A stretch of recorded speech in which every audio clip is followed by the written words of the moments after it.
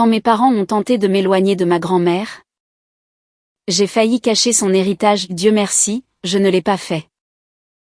Lorsque mes parents ont tenté de m'éloigner de ma grand-mère, j'ai cru qu'il s'agissait d'une question de contrôle. Je n'ai réalisé qu'il était question de 30,000,000 dollars que bien plus tard.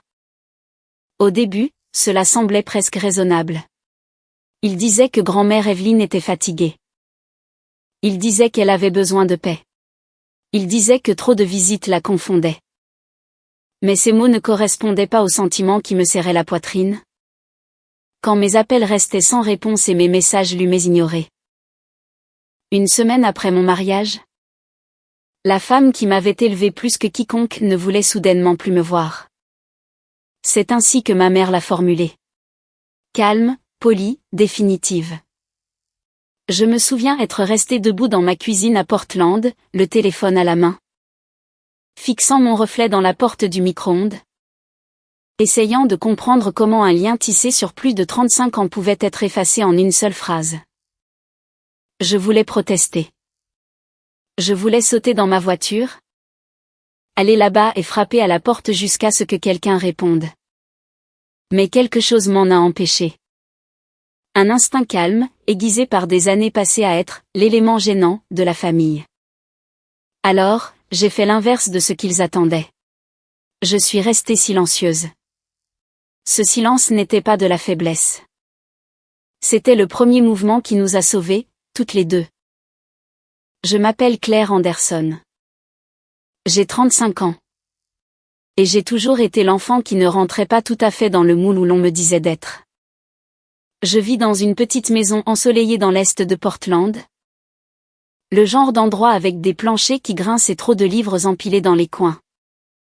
J'ai bâti ma vie sans m'appuyer sur mes parents, non pas par refus d'aide, mais parce que j'ai appris très tôt que l'indépendance était la seule façon de rester visible dans une famille qui préférait l'obéissance. J'ai une carrière stable, un mariage choisi par amour plutôt que par approbation. Et l'habitude d'observer les gens plus que de parler. Cette habitude allait s'avérer plus importante que je ne l'imaginais. En grandissant, j'ai appris les règles sans que personne n'ait besoin de les formuler. Ne pas faire d'histoire. Ne pas poser trop de questions. Et surtout, ne pas remettre en question l'image de la famille que mes parents aiment présenter au monde. Ma sœur cadette, Sophie, suivait ces règles sans effort. Elle était agréable, arrangeante, toujours au bon endroit au bon moment. Moi, non. La seule personne qui ne m'a jamais demandé de me faire petite était ma grand-mère, Evelyne Anderson. Grand-mère Evelyne a 82 ans aujourd'hui. Bien qu'elle se tienne avec la certitude tranquille de quelqu'un qui a survécu à bien plus qu'elle ne le raconte jamais. Quand j'étais enfant, sa maison semblait être un pays différent. L'air sentait le thé et les vieux livres. Le temps y coulait plus lentement. Elle écoutait sans interrompre, et quand elle parlait, elle choisissait ses mots avec soin. Comme s'ils avaient de l'importance. Lorsque mes parents me critiquaient pour mon franc-parler, elle souriait sans rien dire. Puis me glissait une note manuscrite plus tard. Quand Sophie était félicitée et que j'étais ignorée, elle me serrait la main et me rappelait que l'attention et la valeur n'étaient pas la même chose. Elle ne nous a jamais comparés. Elle ne m'a jamais demandé de changer. C'est grand-mère Evelyne qui m'a appris à lire entre les lignes, à demander ce qui n'était pas dit. Et pourquoi se précipiter dans une décision signifiait généralement que quelqu'un d'autre essayait de tirer profit de votre confusion. Elle disait souvent que le silence, lorsqu'il est choisi, peut vous protéger mieux que n'importe quel cri. À l'époque, je pensais que c'était juste la sagesse de l'âge. Je ne savais pas qu'elle me préparait. Mes parents, Mark et Linda Anderson, s'étaient toujours décrits comme des gens pragmatiques. Ils croyaient en l'efficacité, l'ordre, et le fait de faire ce qui semble logique. En pratique, cela signifiait qu'ils aimaient le contrôle. Mon père parlait en termes absolus, présentant ses opinions comme du bon sens. Ma mère enrobait les siennes de sollicitude, souriant tout en traçant des limites que personne n'avait demandées. Ensemble, Il prenait des décisions rapidement et attendait de tous les autres qu'ils s'adaptent. Sophie s'intégrait parfaitement dans ce système. Elle vivait près, passait souvent, et savait exactement quand être d'accord et quand se taire. Au fil des ans, elle est devenue la traductrice de la famille. Celle qui parlait pour grand-mère Evelyne dès que c'était pratique. Je l'avais remarqué, mais je ne comprenais pas encore pourquoi cela me dérangeait si profondément. Avant mon mariage, il y avait des signes que j'ai ignorés parce que je voulais la paix. Quand j'ai suggéré que grand-mère m'aide sur de petits détails, mes parents ont dit que cela l'épuiserait. Quand j'ai demandé son avis sur le plan de table ou la musique, Sophie répondait à sa place. Même quand grand-mère était assise juste là. À chaque fois, c'était justifié par une fausse sollicitude. Chaque fois, quelque chose se nouait dans mon ventre. Le matin de mon mariage, je croyais que les choses allaient enfin s'arranger.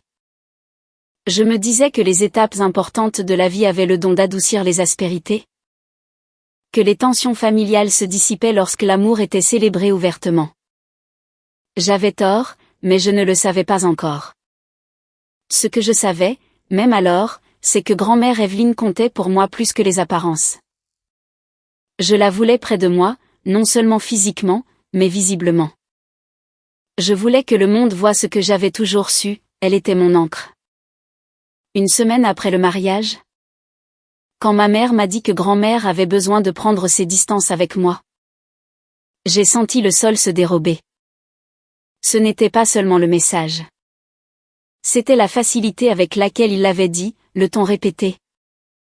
Le peu de place laissée à la discussion. J'ai demandé à l'entendre de la bouche de grand-mère elle-même. Ils ont dit qu'elle se reposait. J'ai proposé de passer. Ils ont dit que ce n'était pas le bon moment. Sophie m'a envoyé un texto plus tard, me disant de respecter les souhaits de grand-mère. Comme s'il s'agissait de faits établis et non d'une histoire répétée jusqu'à ce qu'elle semble vraie. C'est là que j'ai réalisé quelque chose d'important. Personne ne m'avait réellement dit ce que grand-mère voulait. Il m'avait seulement dit ce qu'il voulait que je crois qu'elle voulait. Alors, j'ai pris du recul. J'ai arrêté d'appeler. J'ai arrêté d'insister. J'ai observé, et à mesure que j'observais, des schémas ont commencé à apparaître. Mes parents connaissaient soudainement l'emploi du temps de grand-mère dans les moindres détails. Sophie répondait à son téléphone plus souvent que grand-mère elle-même. Les décisions étaient prises rapidement, sans explication, toujours présentées comme nécessaires. Toujours présentées comme de l'attention. Il aurait été facile d'exploser, de les accuser de manipulation sans preuve. Mais je me suis souvenu de la voix de grand-mère, posée et calme, me rappelant que le silence pouvait acheter du temps. Alors, j'ai attendu. C'est cette semaine-là que j'ai compris que ma famille ne protégeait pas ma grand-mère. Ils protégeaient toute autre chose, et quoi que ce fût. Ils étaient prêts à m'effacer pour le garder en sécurité. Si mes parents étaient si déterminés à m'éloigner, je devais me demander ce qu'ils craignaient que grand-mère Evelyne me dise. Cette question m'a suivi partout dans les jours qui ont suivi le début du silence. Résonnant dans les espaces calmes de ma maison et dans les pauses entre les appels sans réponse. Chaque fois que je repassais dans ma tête la voix calme de ma mère disant que grand-mère avait besoin d'espace. Les mots semblaient répétés. Comme s'ils avaient été pratiqués jusqu'à ce qu'ils paraissent raisonnables. Avec le recul, j'ai réalisé que cette peur n'était pas apparue de nulle part. Elle couvait depuis des années, silencieusement, patiemment. Comme le font souvent le ressentiment et l'avidité. Pour comprendre comment nous en sommes arrivés là, je dois remonter à mon enfance. À la femme qu'ils n'ont jamais pu contrôler totalement. Quand j'étais petite, la maison de grand-mère Evelyne était mon refuge. Elle se situait dans une rue calme bordée de vieux arbres. Le genre d'endroit où l'air sentait toujours légèrement les feuilles de thé et le bois ciré. La porte d'entrée grinçait quand on l'ouvrait. Et elle ne l'a jamais réparée parce qu'elle disait que cela lui rappelait que rien n'avait besoin d'être parfait pour être aimé. J'ai passé d'innombrables après-midi là-bas après l'école. Surtout les jours où être à la maison ressemblait à marcher sur des œufs. Mes parents aimaient l'ordre. Grand-mère aimait les gens. Elle me laissait parler jusqu'à ce que je n'ai plus de mots, sans jamais m'interrompre. Sans jamais corriger mes sentiments. Quand je me plaignais d'être comparée à Sophie, elle ne me disait pas d'essayer plus fort ou d'être plus compréhensive. Elle disait simplement: tu n'as pas besoin de participer à une course à laquelle tu n'as jamais accepté de prendre part. Cette phrase est restée gravée en moi plus longtemps que n'importe quel conseil de mes parents. Même enfant, je remarquais à quel point grand-mère était traitée différemment. Mes parents lui coupaient la parole dans les conversations, finissant ses phrases comme si elle risquait de perdre le fil. Ils décidaient pour elle sans demander, appelant cela de l'efficacité. Mais quand nous étions seuls toutes les deux, elle était vive, observatrice, et secrètement amusée par le monde. Elle m'a enseigné des choses pratiques que la plupart des gens ne pensent pas à apprendre aux enfants. Comment lire les contrats lentement? Comment remarquer ce qui manque dans un accord, pas seulement ce qui est écrit? Elle m'a montré comment organiser les papiers importants et m'a dit de ne jamais signer quoi que ce soit lorsque je me sentais pressée. L'urgence est généralement le problème de quelqu'un d'autre, disait-elle, tapotant la page avec son doigt. À mesure que je grandissais, la différence entre la façon dont mes parents la percevaient et ce qu'elle était réellement devenait impossible à ignorer. Ils la traitaient comme une charge. Je la traitais comme une personne. Le favoritisme dans notre famille n'était pas subtil, même quand nous faisions semblant qu'il l'était. Sophie était louée pour être utile, agréable, proche de la maison. J'étais étiquetée, indépendante. Ce qui sonnait comme un compliment mais ressemblait toujours à un avertissement. Quand Sophie restait silencieuse, elle était mature. Quand je posais des questions, j'étais difficile. Grand-mère n'a jamais joué à ce jeu. Pour elle, nous étions simplement deux personnes différentes, aucune ne méritant plus que l'autre. Je me souviens d'un après-midi, adolescente, assise à la table de cuisine de grand-mère pendant qu'elle pétrissait du pain. Mes parents venaient de partir après une énième visite tendue, et j'étais au bord des larmes. Sophie avait été félicitée pour quelque chose que j'avais en fait accompli. Et je ne comprenais pas pourquoi corriger l'histoire faisait de moi le problème. Grand-mère n'a pas arrêté son travail. Elle a juste dit, ils n'aiment pas ce qu'ils ne peuvent pas contrôler. À l'époque, je pensais qu'elle parlait de mon entêtement. Aujourd'hui, je sais qu'elle voulait dire bien plus que cela. Les années passant, j'ai vu le contrôle de mes parents se resserrer. Mon père a commencé à garder les documents sous clé. Ma mère a insisté pour assister à des rendez-vous où elle n'avait pas été invitée. Sophie a commencé à se positionner comme l'intermédiaire. La petite fille utile qui savait tout ce dont grand-mère avait besoin. Mais il y avait une chose qu'il ne pourrait jamais tout à fait faire. Il ne pourrait jamais rendre grand-mère effrayée par eux. Elle écoutait. Elle hochait la tête. Elle leur permettait de croire qu'ils étaient aux commandes. Et ensuite, elle prenait ses propres décisions, quoi qu'il arrive. Je n'ai réalisé à quel point tout cela était intentionnel que bien plus tard. À l'époque, cela semblait juste que grand-mère choisissait ses combats avec précaution. Elle n'a jamais argumenté en public. Elle n'a jamais embarrassé personne. Elle a simplement refusé de se précipiter. Dans les années précédant mon mariage, j'ai remarqué un changement. Mes parents sont soudainement devenus plus attentifs à la routine de grand-mère. Ils parlaient constamment de sa santé, même lorsqu'il n'y avait rien de nouveau à signaler. Sophie a commencé à répondre à son téléphone plus souvent que grand-mère, affirmant que c'était plus simple ainsi. J'ai écarté cela, car il était plus facile de croire aux bonnes intentions que de confronter des vérités inconfortables. Je voulais que mon mariage soit simple, joyeux, et exempt de conflits familial. Je me disais que quelles que soient les tensions existantes, elles s'estomperaient une fois la célébration terminée. Il y a eu une conversation, cependant, qui aurait dû me marquer davantage. Quelques années avant mon mariage, grand-mère et moi étions assises ensemble sur son porche, regardant la lumière de fin d'après-midi s'étirer dans le jardin. Elle était plus silencieuse que d'habitude, ses mains sagement croisées sur ses genoux. Sortie de nulle part, elle a dit, si un jour ils essaient de nous séparer, ne les combats pas immédiatement. J'ai ri nerveusement et lui ai demandé ce qu'elle voulait dire, supposant qu'elle parlait par hypothèse. Elle n'a pas répondu tout de suite. Elle m'a juste regardé avec une expression que je n'ai pas su lire à l'époque et a dit. Le silence t'achète du temps. J'ai hoché la tête, sans comprendre totalement, et le moment est passé. Ou du moins, c'est ce que je croyais. Maintenant, debout dans ma cuisine vide des années plus tard, ce souvenir est revenu avec une clarté qui m'a serré le cœur. Grand-mère ne parlait pas par énigme. Elle me préparait à un futur qu'elle sentait déjà venir. Plus j'y pensais, plus je réalisais à quel point j'avais peu accès à grand-mère sans l'implication de ma famille. Je ne l'avais pas remarqué parce que cela s'était produit progressivement, enveloppé de sollicitude et de commodité. Mes parents ne m'interdisaient pas de la voir. Ils rendaient simplement les choses compliquées. Il y avait toujours une raison, toujours une excuse, toujours un délai. Quand j'essayais de prévoir un moment seul avec elle, Sophie se portait volontaire pour venir. Quand j'appelais, quelqu'un d'autre répondait en premier. Quand grand-mère parlait, elle était souvent interrompue, redirigée ou corrigée. Pourtant, dans les rares moments où je réussissais à l'attraper seule, elle était exactement la femme qu'elle avait toujours été. Claire, réfléchie, pleinement présente.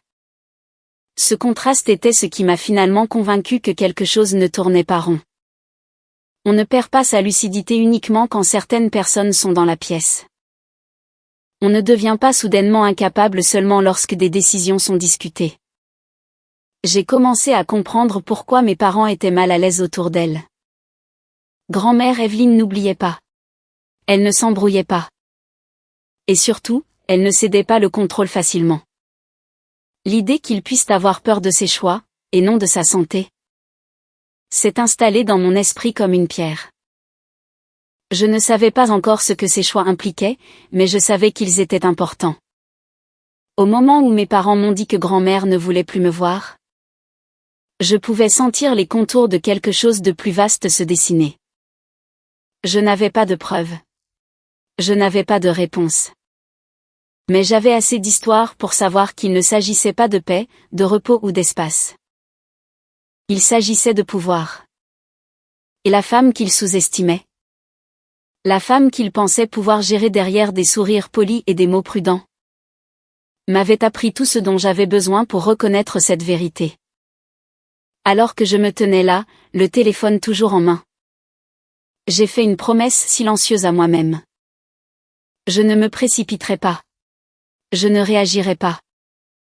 Je ne leur donnerai pas la satisfaction de croire à leur histoire sans poser de questions. Si grand-mère Evelyne avait choisi le silence pour une raison, j'honorerais ce choix. Parce que quoi que ma famille cache, j'avais le sentiment que c'était bien plus grand qu'ils ne le pensaient. Au moment où les préparatifs de mon mariage ont officiellement commencé, la guerre avait déjà débuté. Elle n'était juste pas encore devenue bruyante. Au début, c'était assez subtil pour que je me demande si je ne me faisais pas des idées. Une pause avant les réponses. Une hésitation quand je posais des questions simples. Un sentiment que les conversations changeaient de sujet dès que j'entrais dans la pièce. Préparer un mariage est censé être chaotique de façon joyeuse, plein de choix sur les fleurs, la musique et la liste des invités. Pour moi, c'est devenu tout autre chose. Chaque fois que j'essayais d'inclure grand-mère Evelyne dans la plus petite décision, une main invisible redirigeait le moment.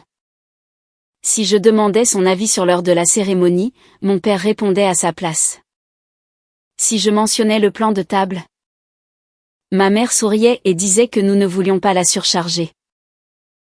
Si grand-mère commençait à parler, Sophie l'interrompait doucement, finissant sa phrase avec une version qui semblait plus sûre, plus simple, plus limitée.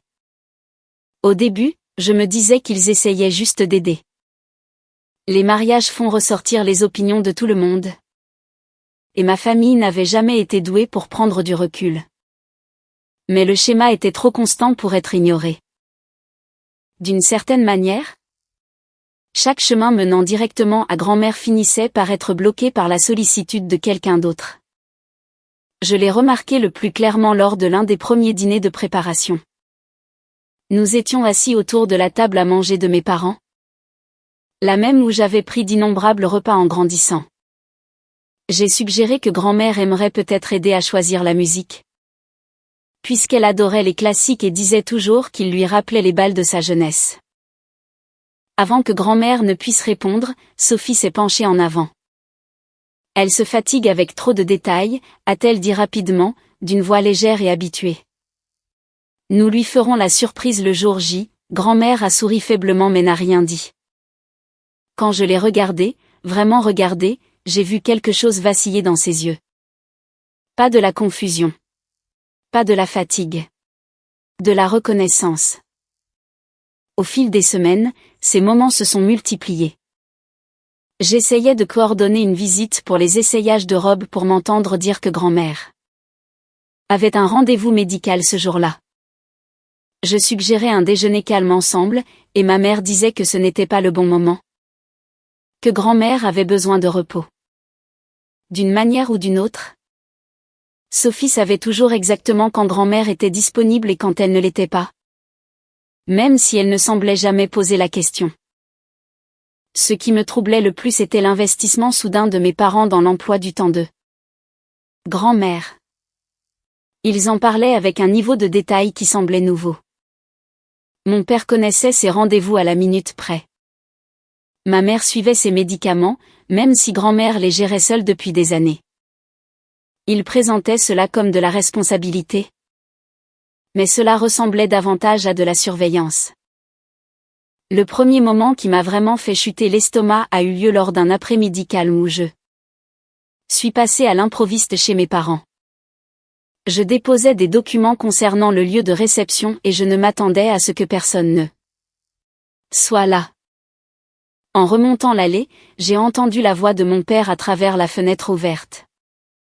Il était au téléphone, parlant d'un ton bas et prudent. « Il faut le faire avant qu'elle ne change d'avis », a-t-il dit. Restez simple. Pas besoin de compliquer les choses.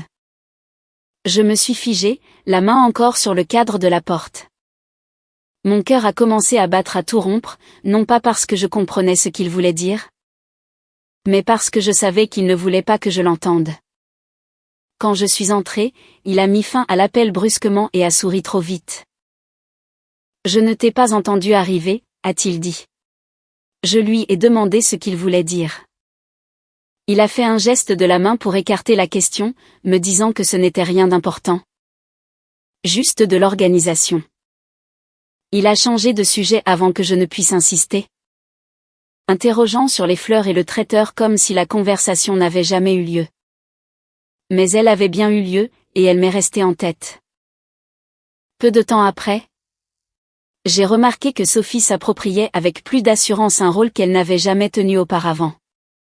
Elle a commencé à se positionner comme le gardien. Si je voulais voir grand-mère, je devais passer par elle. Si j'avais une question, Sophie répondait. Si grand-mère et moi parlions et que Sophie entrait dans la pièce, la voix de grand-mère s'adoucissait, ses phrases devenaient plus courtes, ses opinions moins précises. La partie la plus étrange était que Sophie n'avait jamais été particulièrement proche de grand-mère. Auparavant, elle rendait visite pour les fêtes. Elle apportait des fleurs quand c'était attendu. Mais elle ne s'était jamais attardée. N'avait jamais passé des heures à parler comme moi je le faisais. Maintenant, elle était partout, toujours utile, toujours présente.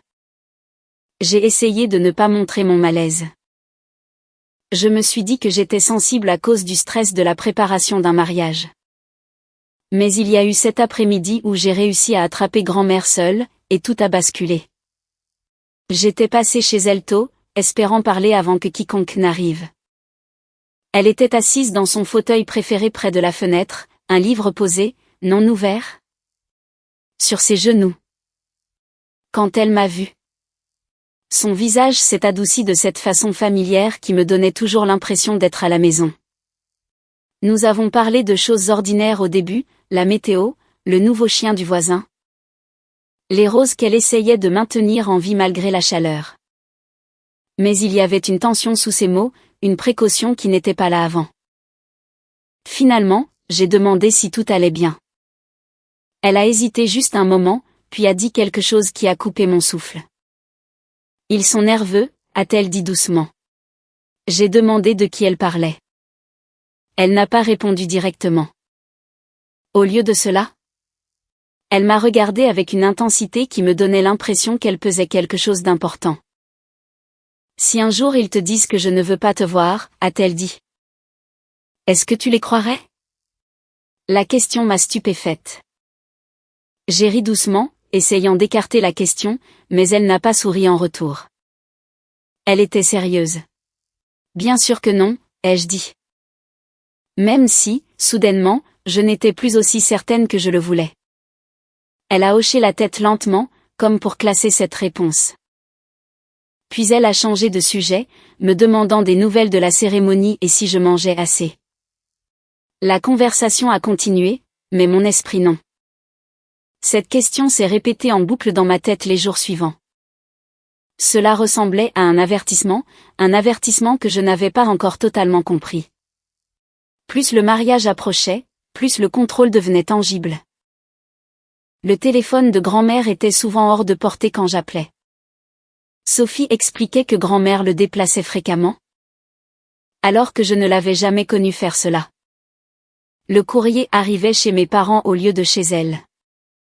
Mon père a mentionné s'occuper de quelques papiers sans donner plus de détails. Un après-midi, j'ai remarqué une grande enveloppe sur le bord du comptoir de la cuisine de mes parents. Le coin portait le logo d'un cabinet juridique. Quand j'ai posé la question, ma mère l'a déplacé hors de vue si rapidement que c'était presque instinctif. Elle m'a dit que ce n'était rien dont je devais m'inquiéter. C'est là qu'il est devenu clair que je n'imaginais rien. Ce n'étaient pas des actes de sollicitude aléatoires. Ils étaient coordonnés, planifiés. Au moment où le jour de mon mariage est arrivé, j'ai ressenti un étrange sentiment d'effroi sous l'excitation. J'espérais encore, irrationnellement, que la cérémonie ramènerait tout le monde à l'alignement. Que le fait d'être tous ensemble dans une salle pleine de témoins rappellerait à ma famille qui nous étions censés être les uns pour les autres. Je ne savais pas encore que le mariage ne guérirait rien. Il exposerait tout. Avec le recul, je peux voir comment le terrain a été soigneusement préparé. Comment chaque petite redirection, chaque mensonge adouci, chaque conversation retenue menait à quelque chose de plus grand. La guerre avant mon mariage était calme, menée avec des sourires. De la sollicitude et des mots comme sécurité et responsabilité. Personne n'a élevé la voix. Personne n'a proféré de menaces. Mais les lignes étaient tracées tout de même. Et bien que je ne sache pas encore ce que ma famille prévoyait de prendre, je savais une chose avec certitude. Au moment où j'ai remonté l'allée, la décision de m'exclure de la vie de ma grand-mère avait déjà été prise. Le jour de mon mariage est arrivé comme une performance que tout le monde avait répétée, sauf moi. Dès l'instant où je me suis réveillée, il y avait un sentiment que le script était déjà écrit.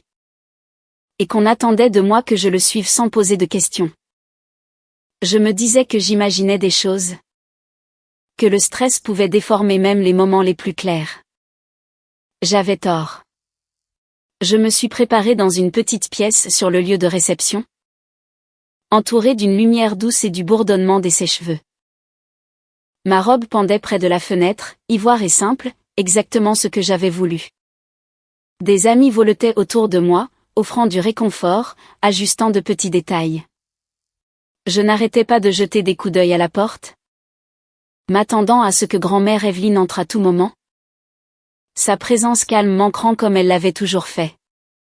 Elle n'est pas venue. Quand j'ai demandé à ma mère où était grand-mère, elle a souri et a dit qu'elle se reposait.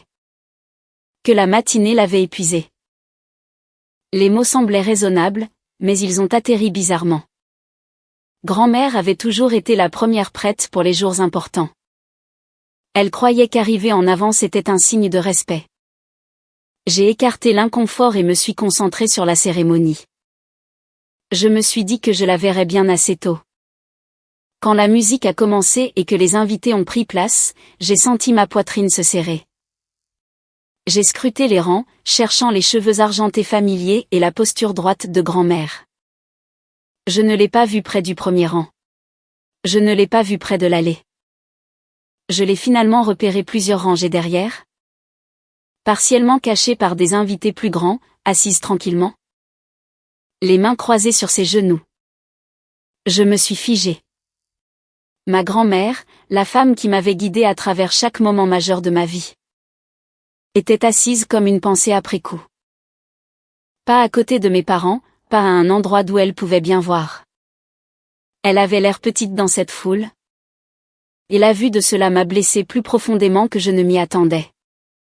Je voulais tout arrêter. Je voulais aller vers elle, lui prendre la main et la déplacer au premier rang, là où elle avait sa place. Mais la musique a enflé, les portes se sont ouvertes, et tous les regards se sont tournés vers moi. J'ai remonté l'allée avec un sourire qui semblait coller à mon visage, le cœur se brisant en petits morceaux à chaque pas. De là où elle était assise, grand-mère devait se pencher pour m'apercevoir. Nos yeux se sont croisés juste une seconde. Elle a souri de ce même sourire doux qu'elle m'avait toujours donné, comme pour me dire que tout allait bien. Cela a fait plus mal que tout le reste. La cérémonie elle-même est passée dans un flou. Les vœux ont été échangés. Les applaudissements ont suivi. Les appareils photos ont flashé. Les gens se sont levés et ont acclamé. À travers tout cela, j'étais intensément consciente de qui manquait au centre de mon expérience. À la réception, le schéma a continué. Grand-mère était placée à une table près du bord de la salle, entourée de parents éloignés qu'elle connaissait à peine.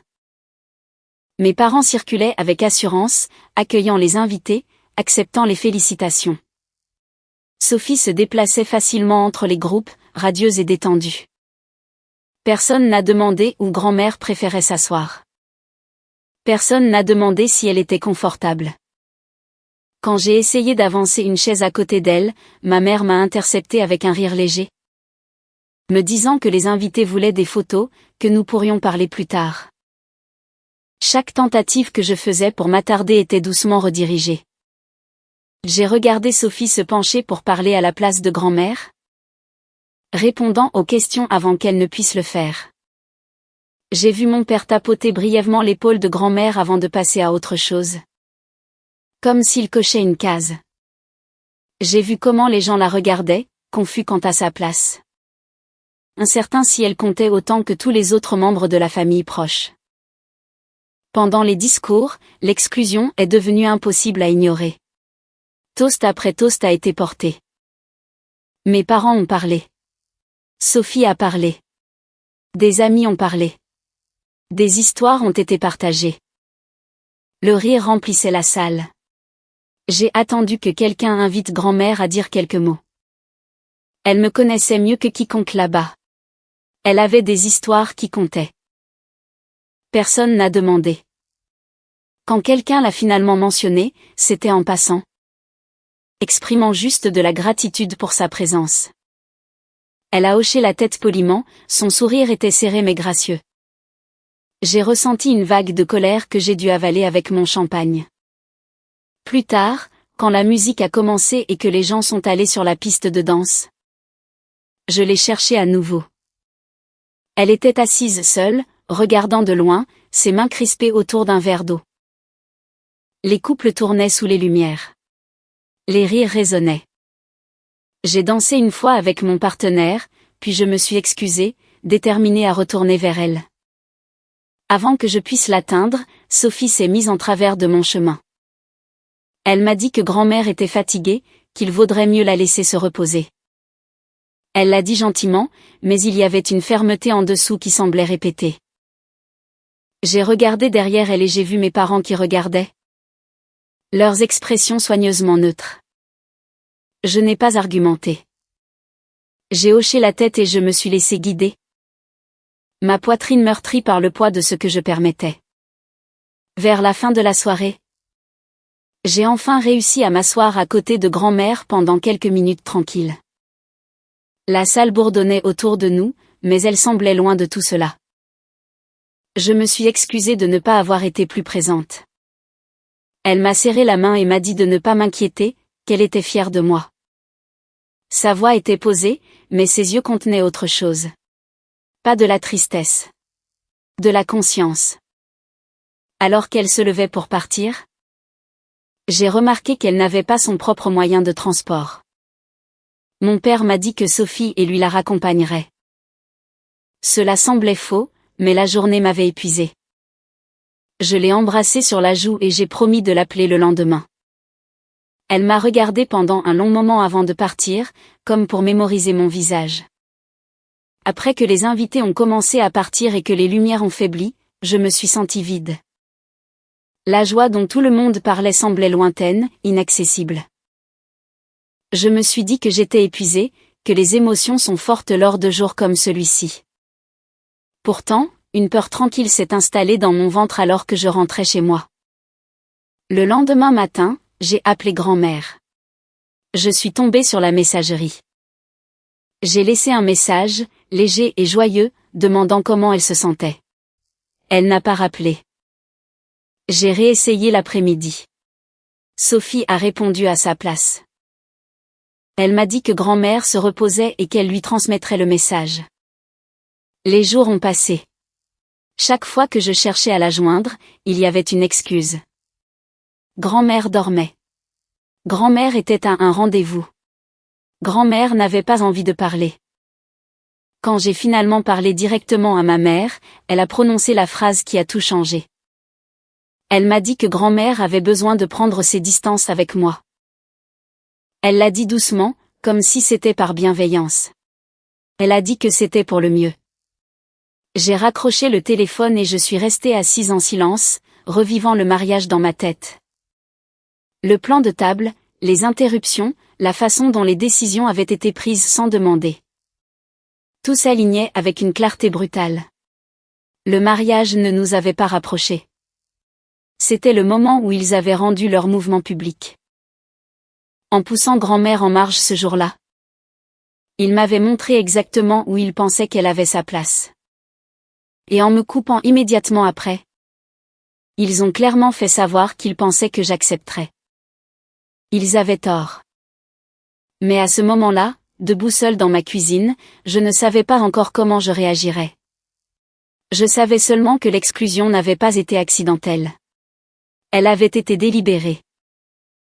Et quoi qu'il préparait pour la suite, c'était déjà en marche.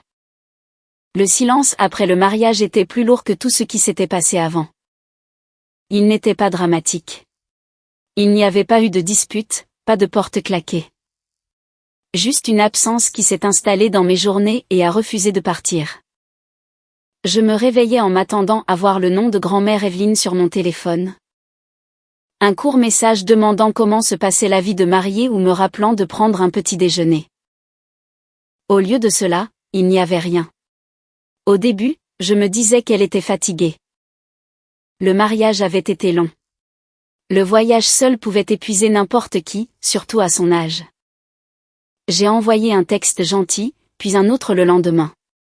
Les deux sont restés sans réponse. Quand j'appelais, ça sonnait jusqu'à la messagerie. Le message que je laissais semblait trop joyeux. Comme si j'essayais de me convaincre moi-même plus qu'elle. Dès le 3e jour, j'ai réalisé que quelque chose n'allait pas. Chaque tentative pour l'atteindre finissait de la même façon. Soit aucune réponse, soit Sophie répondant avec cette voix prudente et apaisante qui me donnait la chair de poule. Grand-mère se reposait. Grand-mère était sortie. Grand-mère n'avait pas envie de parler aujourd'hui. C'était la façon dont Sophie le disait qui me dérangeait. Pas inquiète, pas incertaine. Certaine. Comme si elle savait exactement ce que grand-mère ressentait, voulait et avait besoin. Même si grand-mère elle-même ne disait rien de tout cela. Le 4e jour, j'ai croisé ma mère à l'épicerie. Nous avons échangé des salutations polies entre le rayon des fruits et celui des produits laitiers. Comme font les étrangers quand ils ne veulent pas attirer l'attention. Je lui ai demandé nonchalamment si elle avait eu des nouvelles de grand-mère. Elle a souri et a dit « Oh. Elle va bien. Elle profite juste d'un peu de temps calme. Tu sais comment elle est. » Je savais comment elle était. Et, temps calme, n'avait jamais signifié couper les ponts avec la personne à qui elle parlait. Presque quotidiennement. C'est à ce moment-là que le mensonge a commencé à prendre forme dans mon esprit. Quelques jours plus tard, j'ai surpris ma mère parler au téléphone alors que j'étais chez mes parents pour récupérer quelque chose que j'avais oublié. Elle ne savait pas encore que j'étais là. Sa voix est montée le long du couloir, douce mais claire. Claire est très occupée depuis le mariage, a-t-elle dit. Nouvelle vie, nouvelle priorité. C'est normal. Je suis restée figée, ma clé toujours à la main. Occupée. Nouvelle priorité. Les mots semblaient inoffensifs, même généreux, mais ils n'étaient pas vrais. Je n'avais pas pris mes distances. J'avais été poussée. Quand elle m'a vue, elle a mis fin à l'appel rapidement et a souri. Me demandant si j'avais besoin de quelque chose. Je ne l'ai pas confrontée. Je ne pouvais pas encore. Au lieu de cela, j'ai hoché la tête et je suis partie. La poitrine serrée par la réalisation que quelque chose était en train d'être réécrit silencieusement. Délibérément. Au cours de la semaine suivante, l'histoire s'est répandue. Sophie a dit à un voisin qu'elle avait croisé que je m'installais dans la vie de mariée et que je ne rendais plus beaucoup visite. Un ami de la famille a mentionné par hasard qu'ils avaient entendu dire que je donnais un peu d'espace à grand-mère. Chaque fois que j'entendais une nouvelle version, mon estomac tombait. Il plantait un récit, un où j'étais distante, un où grand-mère était seule mais soignée. Un où mon absence était un choix. Et lentement, douloureusement, cela a commencé à fonctionner. La seule conversation directe que j'ai eue avec grand-mère pendant ce temps est arrivée de façon inattendue. Mon téléphone a sonné tard un après-midi, et quand j'ai vu son nom, mon cœur a bondi. J'ai répondu immédiatement, ma voix se brisant déjà de soulagement. Grand-mère ? Il y a eu une pause. Puis sa voix, plus douce que d'habitude, plus prudente. Bonjour, ma chérie. Je me suis lancée dans des excuses que je ne devais pas. Lui disant que j'avais essayé de l'atteindre, demandant si elle se sentait bien. Elle a écouté tranquillement. Quand j'ai fini, elle a dit quelque chose qui a glacé mon sang. Tu es très occupée maintenant, a-t-elle dit. Je ne veux pas te déranger. Ce n'était pas ce qu'elle disait. C'était la façon dont elle le disait, comme si les mots ne lui appartenaient pas. Comme s'ils avaient été placés là par quelqu'un d'autre. Avant que je puisse répondre, j'ai entendu une voix faible en arrière-plan. Sophie. Chuchotant. Pas assez fort pour comprendre, mais assez près pour être indéniable. Claire, a dit grand-mère, son ton soudainement prudent. Je devrais y aller. Nous nous reparlerons. La ligne a été coupée. Je suis restée là à fixer mon téléphone, mes mains tremblant. Ce n'était pas un malentendu. C'était du contrôle. Pour la première fois, la peur qui tournait autour de mes pensées a atterri pleinement. Et s'il réussissait à la convaincre que je ne m'intéressais plus à elle ? Et si la personne qui m'avait toujours fait confiance croyait maintenant que je l'avais abandonnée ? Cette nuit-là, je n'ai pas pu manger. Je n'ai pas pu dormir. J'ai revécu chaque interaction du mois dernier, chaque conversation redirigée. Chaque phrase interrompue. Les pièces s'assemblaient trop parfaitement pour être ignorées. Quelques jours plus tard, je suis repassée à l'improviste chez mes parents. Poussée par un mélange égal de désespoir et d'instinct. Sophie était là, assise à la table de cuisine avec le sac à main de grand-mère à côté d'elle. Grand-mère elle-même était dans le salon en train de regarder la télévision avec le son baissé. J'ai remarqué immédiatement que Sophie a répondu quand j'ai demandé comment allait grand-mère. Grand-mère a hoché la tête, souriant faiblement, mais n'a rien dit. Sur la table basse, j'ai vu un dossier que je ne connaissais pas. Il était plus épais que des documents médicaux, reliés proprement avec des bords nets. Quand j'ai demandé ce que c'était, Sophie l'a fermé sans hésitation et a dit que ce n'était rien d'important. Rien d'important. Plus tard, alors que j'aidais grand-mère à aller à la salle de bain, j'ai demandé doucement si tout allait bien. Elle a hésité, puis a hoché la tête. Mais ses yeux ont darté vers le couloir, vers la cuisine où Sophie et mes parents parlaient à voix basse. Je ne veux pas causer de problème, a-t-elle dit doucement. Ces mots m'ont frappé plus fort que n'importe quelle accusation l'aurait fait. Grand-mère Evelyne n'avait jamais eu peur des problèmes. Elle avait toujours cru que l'inconfort était parfois nécessaire pour la vérité.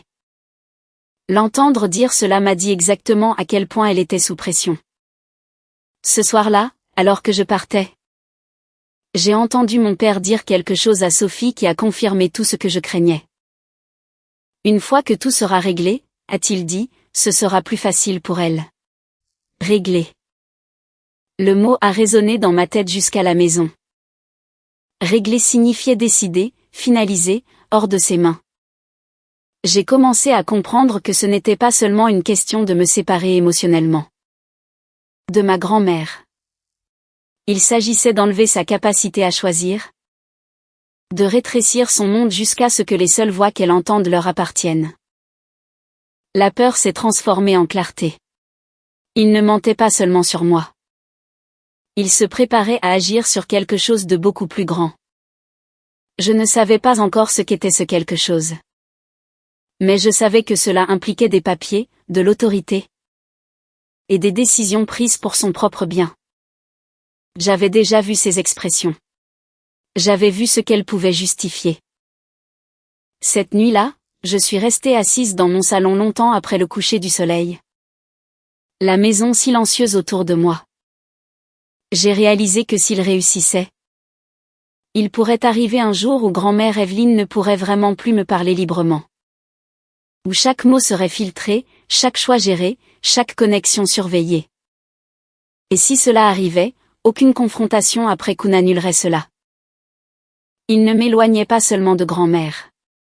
Ils éloignaient grand-mère d'elle-même. Pour la première fois depuis le mariage, j'ai arrêté d'espérer que les choses se résoudraient d'elles-mêmes. L'espoir ne suffisait plus.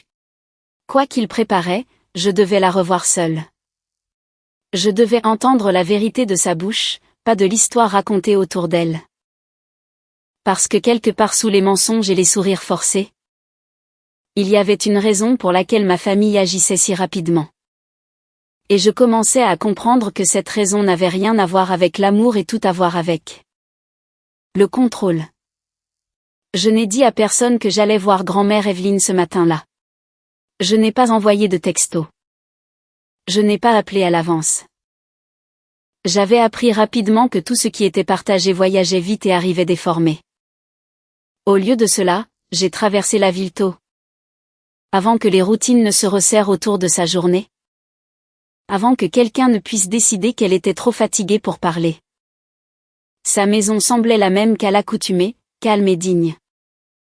Les rideaux étaient à moitié tirés pour laisser entrer la douce lumière du matin.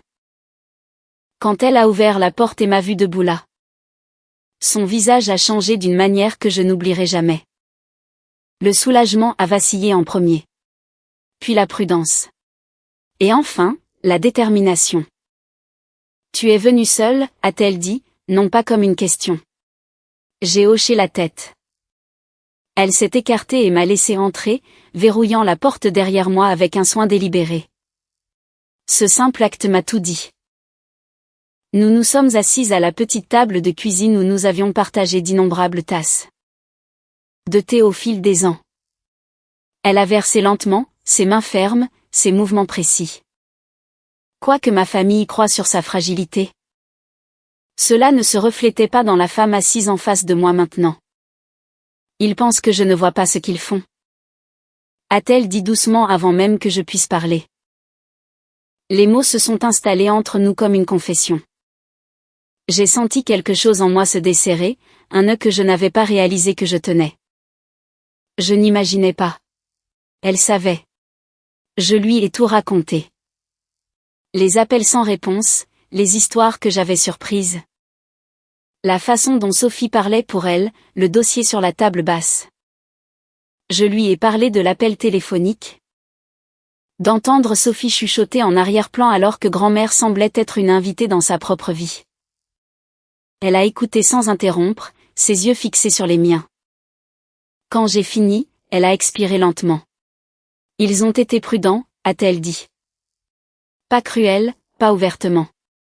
C'est comme ça qu'ils pensent qu'ils s'en sortiront. Elle m'a parlé des changements que je n'avais pas vus. Comment son téléphone était souvent déplacé et rendu plus tard. Comment les rendez-vous étaient programmés pour elle et expliqués après coup. Comment les conversations étaient structurées pour lui faire douter d'elle-même juste assez pour. Qu'elle hésite. Il parle de sécurité, a-t-elle dit, de la complexité des choses à mon âge. De leur crainte que je fasse une erreur. Sa bouche s'est courbée en un faible sourire sans humour. Il ne s'inquiète pas des erreurs. Il s'inquiète des décisions. La vérité de cela a frappé fort. Pendant un moment, aucune de nous n'a parlé. Puis elle a attrapé un dossier mince rangé soigneusement à côté de la table. Celui que je n'avais pas remarqué avant. Elle ne l'a pas ouvert tout de suite. Elle a juste posé sa main dessus, comme pour s'ancrer. Il y a quelque chose que tu dois savoir, a-t-elle dit. J'ai senti mon pouce accélérer. Je ne te l'ai pas dit avant parce que je ne voulais pas que tu le portes, a-t-elle continué. Et je ne leur ai pas dit parce que je voulais voir qui ils seraient quand ils penseraient qu'ils n'y avaient rien à gagner. Elle a ouvert le dossier et a fait glisser un document vers moi. J'ai parcouru la première page, puis la seconde. Mon souffle se coupant à mesure que les mots s'enregistraient. Acte de propriété foncière. Montana, 2400 acres. Je l'ai regardée, stupéfaite. Elle observait mon visage attentivement, comme pour mesurer l'impact. C'est une terre familiale, a-t-elle dit. Transmise silencieusement. Elle est à mon nom depuis des années. Le chiffre listé près du bas a fait flouter ma vision. 30 millions de dollars. Je me suis assise, le poids de cela pesant sur moi d'un seul coup. L'urgence soudaine, le contrôle soudain, les mensonges soudains, tout est devenu clair. Cette terre n'est pas de l'argent pour eux, a-t-elle dit doucement. C'est du contrôle. Elle a expliqué qu'elle l'avait gardée privée intentionnellement, pas cachée illégalement. Juste non annoncée. Elle voulait vivre sa vie sans être traitée comme un actif. Elle voulait voir qui se montrerait sans s'attendre à une récompense. Ils ont toujours su qu'il y avait quelque chose, a-t-elle dit. Ils ne savaient juste pas combien. Cette incertitude rend les gens impatients. J'ai compris alors pourquoi ils agissaient si vite, pourquoi la pression augmentait. Pourquoi les papiers semblaient pressés. Elle m'a regardé à travers la table, son expression ferme. Je t'ai choisi. J'ai avalé difficilement. Pas parce que tu es parfaite, a-t-elle dit. Mais parce que tu n'as jamais essayé de me gérer. Tu as demandé. Tu as écouté. Tu as respecté mon droit de décider. Ma gorge s'est serrée. Je ne voulais pas qu'il fasse de toi une cible, a-t-elle ajouté. S'il savait ce qui était en jeu, il serait venu pour toi plus tôt. Cette réalisation a envoyé un frisson à travers moi. Les mensonges n'étaient pas seulement pour la protéger. Ils étaient pour m'isoler avant que je ne puisse comprendre ma position. Nous avons revu tout cela avec une nouvelle clarté. L'organisation, les récits, les papiers. Tout pointait vers un seul but. La dépouiller de son autorité avant qu'elle ne puisse agir selon ses propres termes. Ils ne connaissent pas l'étendue totale, a-t-elle dit. Pas encore. Une partie de moi voulait confronter mes parents immédiatement. Exiger des explications. Mettre la vérité sur la table et les regarder s'agiter. Grand-mère a secoué la tête doucement quand j'ai exprimé cette pensée.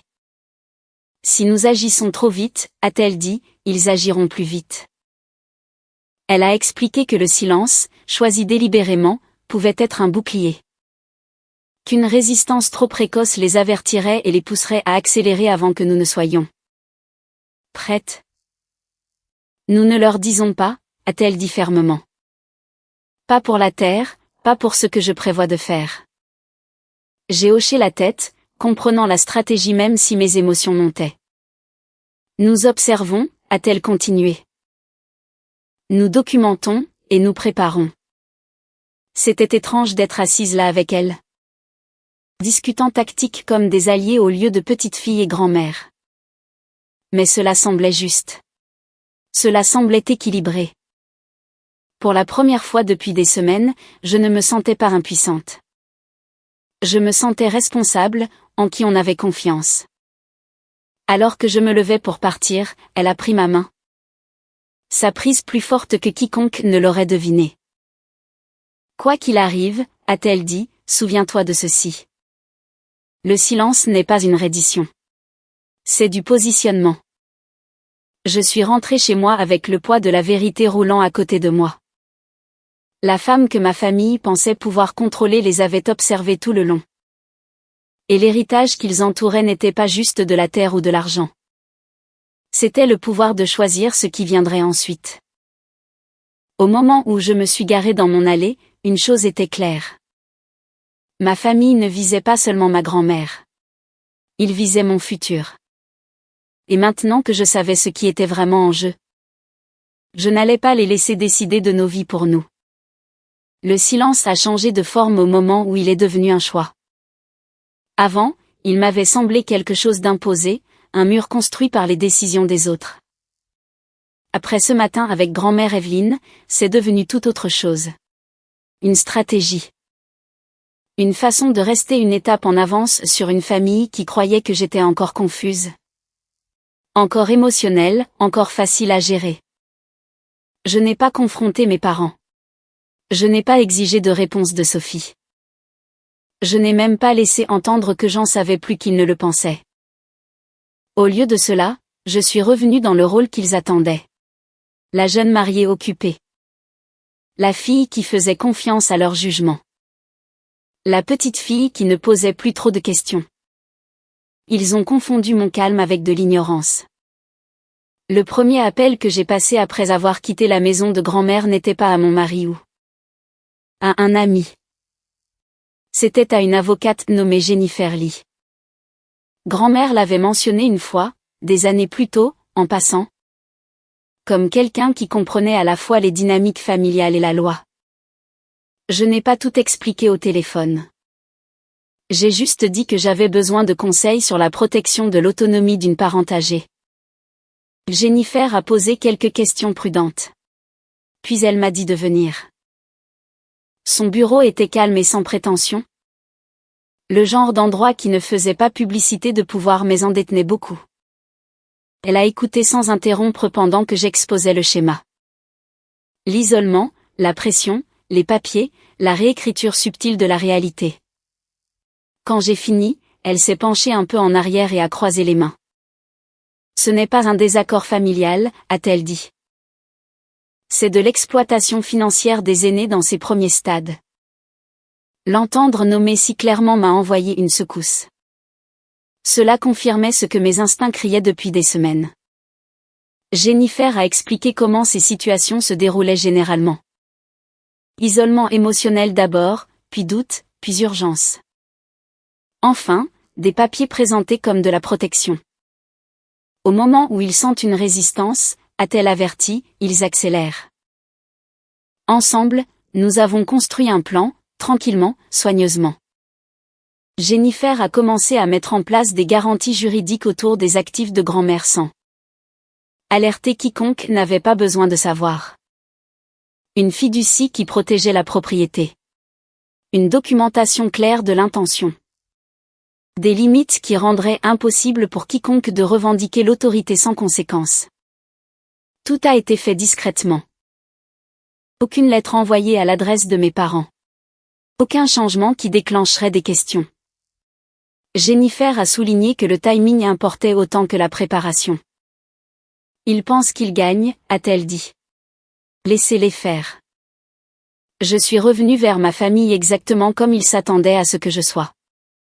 Quand ma mère a appelé pour prendre des nouvelles, j'avais l'air distraite mais agréable. Quand Sophie a envoyé un texto sur l'emploi du temps de grand-mère, je l'ai remercié de me tenir informée. Quand mon père a mentionné s'occuper des choses pour que grand-mère n'ait pas à s'inquiéter, j'ai hoché la tête et dit que je leur faisais confiance. Cela semblait faux au début, de jouer le jeu tout en sachant la vérité. Mais chaque jour leur confiance grandissait, et avec elle, leur négligence. Ils ont commencé à en dire plus, à agir plus vite, à laisser échapper des choses.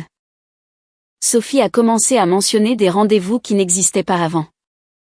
Ma mère a parlé de simplifier les responsabilités. Mon père utilisait des expressions comme « finaliser » et « régler », comme si le résultat était déjà décidé. Aucun d'eux n'a demandé ce que grand-mère voulait. Aucun d'eux n'a demandé ce que je pensais.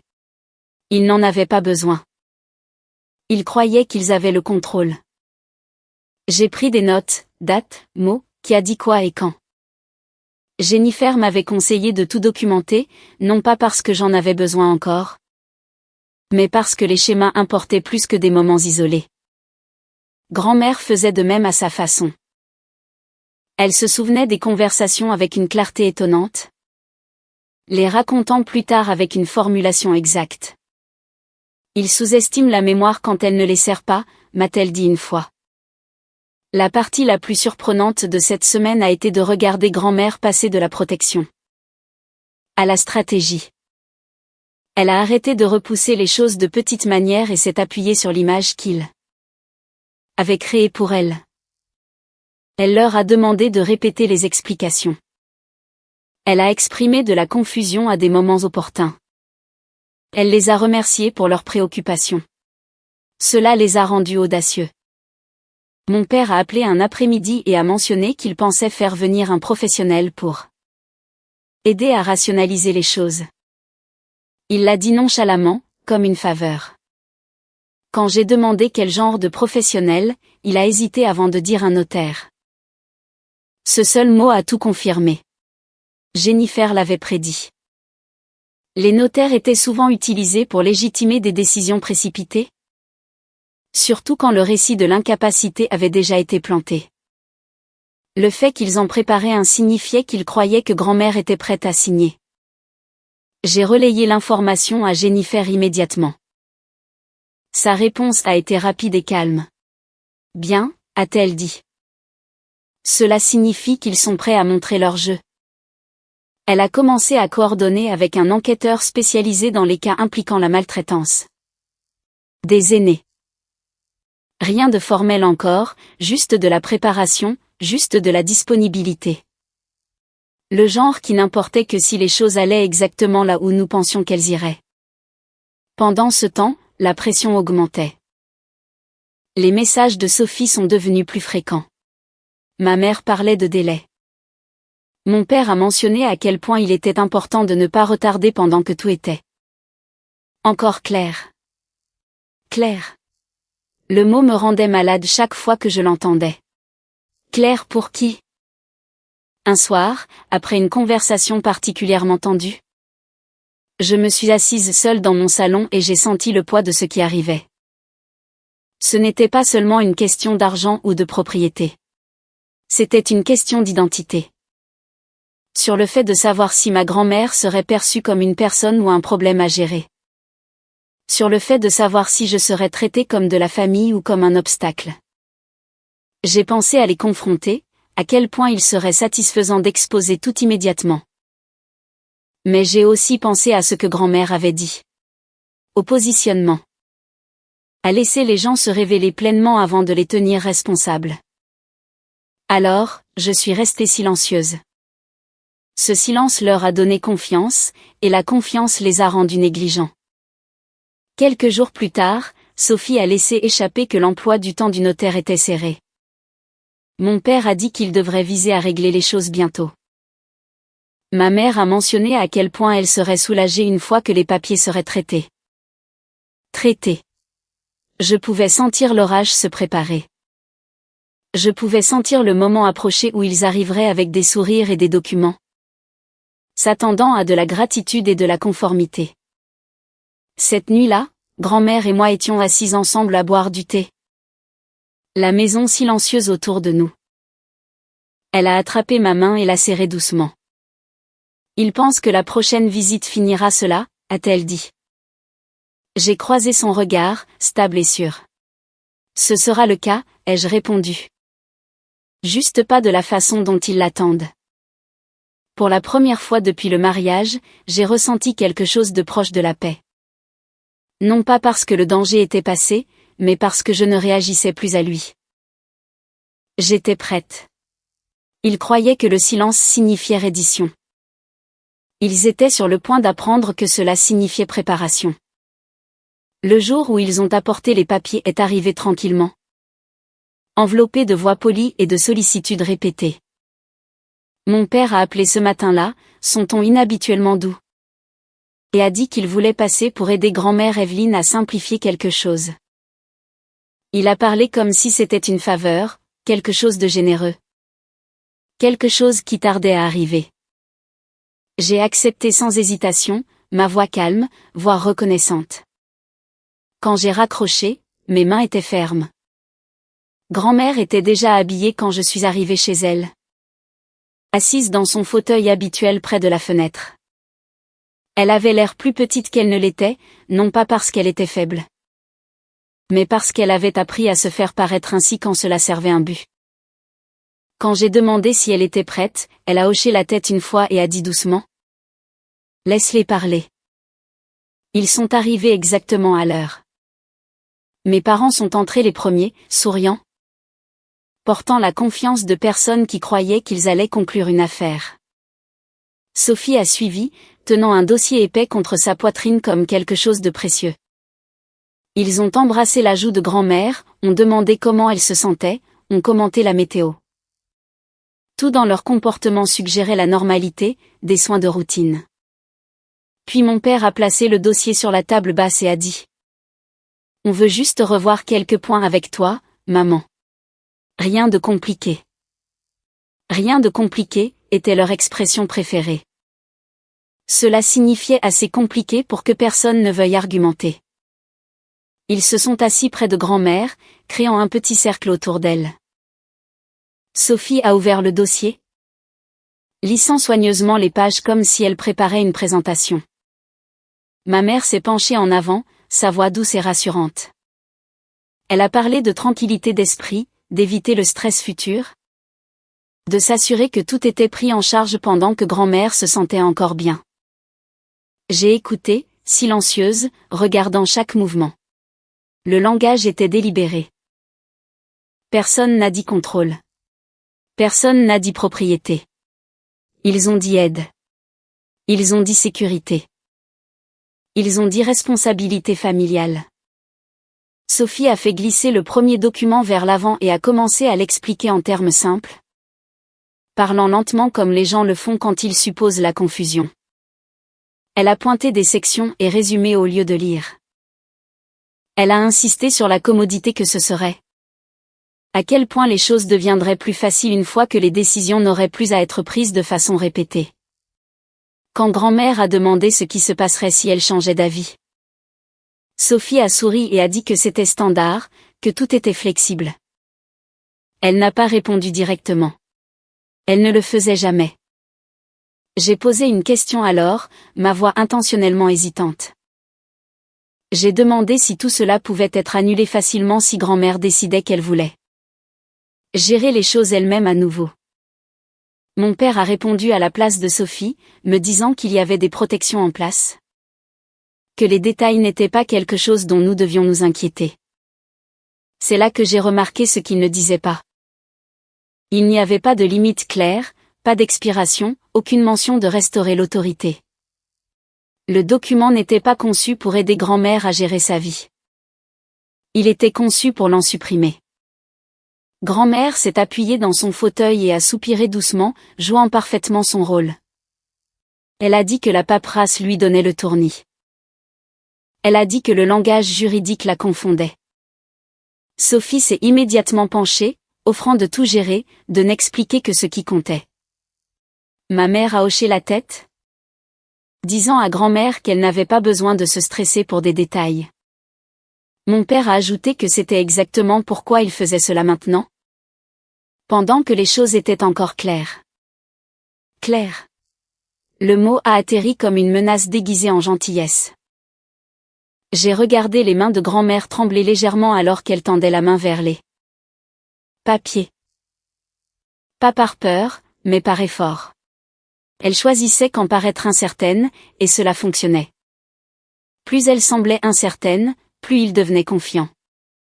Sophie a commencé à résumer plus vite, sautant des sections entières.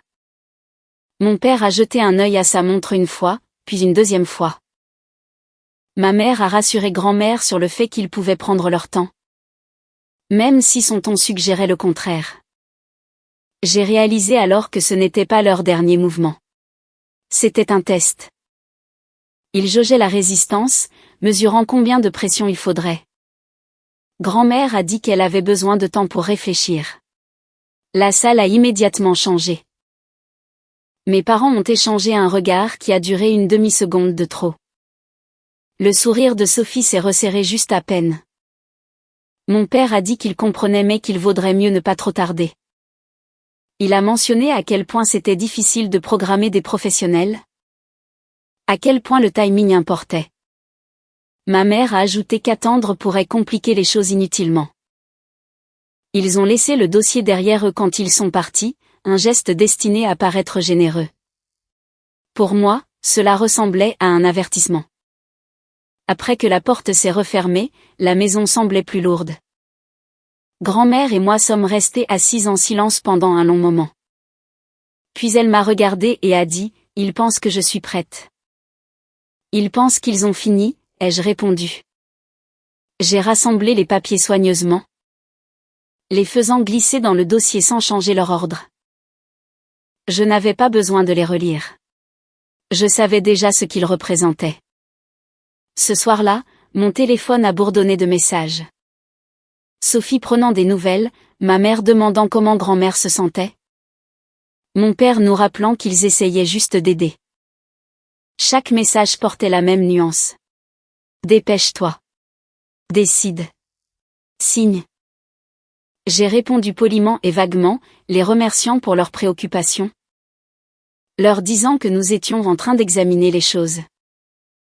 Chaque mot que j'envoyais renforçait leur croyance que le processus avançait toujours en leur faveur.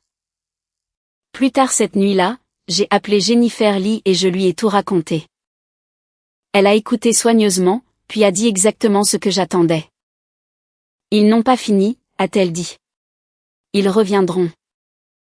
Et la prochaine fois, ils amèneront quelqu'un avec de l'autorité. Un notaire. La pensée a fait se serrer mon estomac. Mais elle a aussi apporté un étrange sentiment de soulagement. Le moment pour lequel nous nous étions préparés approchait. Le moment où tout ce qui était caché serait forcé au grand jour. Au cours des jours suivants, la pression a augmenté. Sophie a mentionné la disponibilité du notaire. Ma mère a parlé de finaliser les plans. Mon père a dit que ce serait plus facile pour tout le monde une fois que les choses seraient réglées. Régler signifiait signer. Signer signifiait irréversible. Grand-mère a continué à agir incertaine, posant des questions, exprimant de la fatigue. Chaque performance les rendait plus confiants. Ils ne voyaient pas la résolution tranquille sous ses mots. Ils ne voyaient pas à quel point elle les observait attentivement. J'ai documenté tout. Temps, phrases, arguments répétés. Jennifer m'a conseillé de garder chaque message, chaque messagerie vocale. Les schémas importaient. Et le schéma devenait indéniable. À la fin de la semaine, mon père a appelé à nouveau et a dit qu'il passerait bientôt avec quelqu'un pour aider à rendre tout officiel. Sa voix portait du soulagement. Le genre qui vient quand les gens croient que la résistance a disparu. Après avoir raccroché, je me suis assise avec grand-mère dans le salon. Le dossier de papier toujours intact sur la table entre nous. Elle a tendu la main et a pris la mienne. Ils nous ont montré qui ils sont, a-t-elle dit. Et ils nous ont montré jusqu'où ils sont prêts à aller, ai-je répondu. Elle a hoché la tête une fois, sa prise ferme. Alors nous serons prêtes. Alors que je rentrais chez moi cette nuit-là, j'ai compris quelque chose avec une clarté absolue. Les papiers qu'ils avaient apportés n'étaient pas destinés à la protéger. Ils étaient destinés à briser son autorité tranquillement, poliment, sans témoin. Ils avaient montré leur jeu. Et maintenant, c'était notre tour. J'ai arrêté de jouer petit au moment où j'ai réalisé que ce n'était plus seulement une question d'argent. C'était une question de savoir si ma grand-mère serait autorisée à rester une personne ou être réduite à une signature.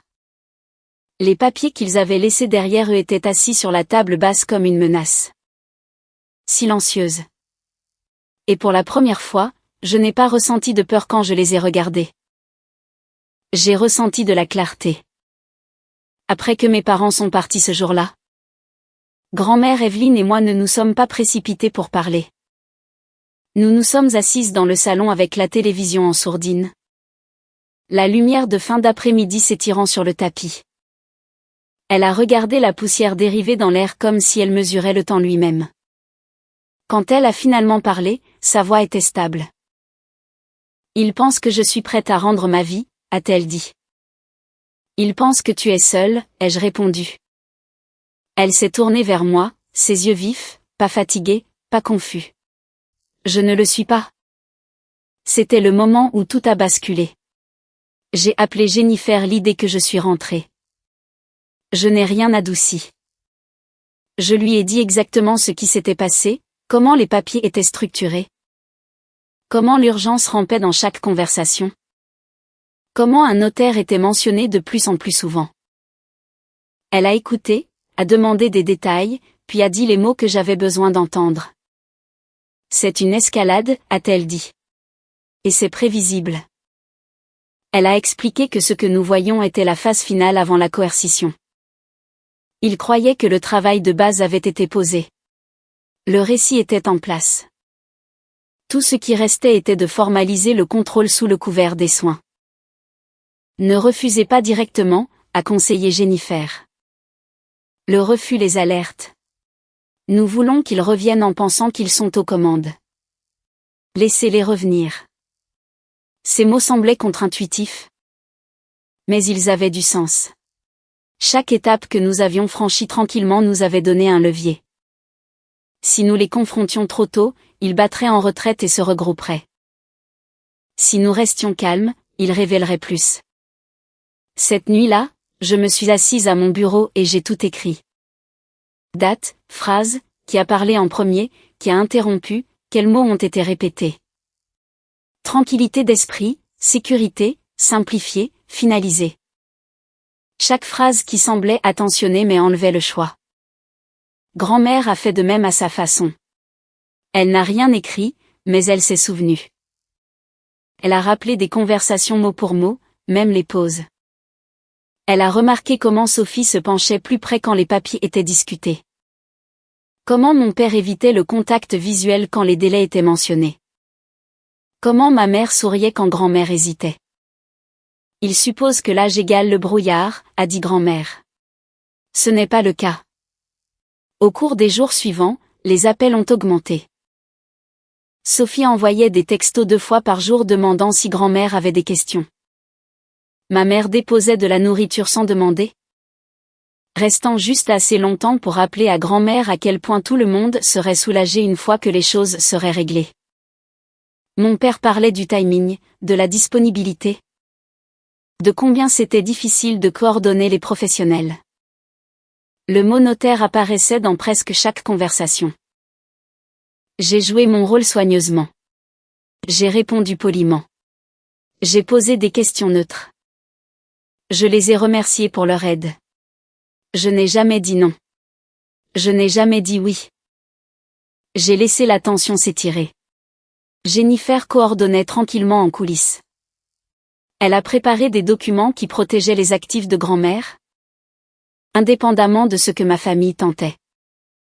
Elle a contacté un enquêteur spécialisé dans les cas impliquant l'exploitation des aînés.